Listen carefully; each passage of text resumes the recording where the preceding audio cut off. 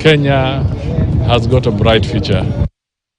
Now, with over half of its residents walking to work every day, Kisumu City has embraced a car-free day in a bid to reduce pollution emissions generated from cars within the city. The initiative by the Kisumu City management comes days after Governor Professor Anyang' Nyong'o launched a city greening initiative that will achieve part of the resolutions agreed on during the Afri-Cities conference that was held in Kisumu. Apart from the climate change mitigation, the car-free day will help residents embrace other means of transport that will eventually help boost their health.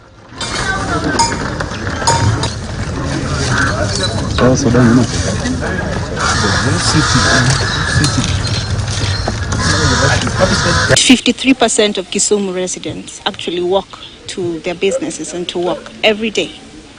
So that means that that's a majority that we need to take care of. With that revelation, the county and the city of Kisumu embarked on developing infrastructure to support this population of people. And so you can see it is evident on the development of the NMT, non-motorized transport infrastructure. We have the cycling lane, we have the pedestrian walkway, we have a street lighting initiative to make the walking safe even at night.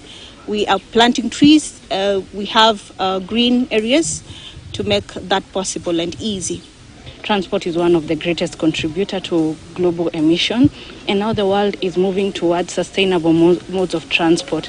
In our country, you'll notice that our transportation system is more of car-centric. It borders more on the cars, so we are now trying to encourage to have other types of modal shares. We have so many people who walk, we have so many people who cycle. So this is one of the ways of making walking and cycling more acceptable. And we are also, it is a process of also greening this city. Remember, the governor gazetted greening of the city as a statute now to supervise and oversee the implementation of greening of the city. Now, in a bid to conserve the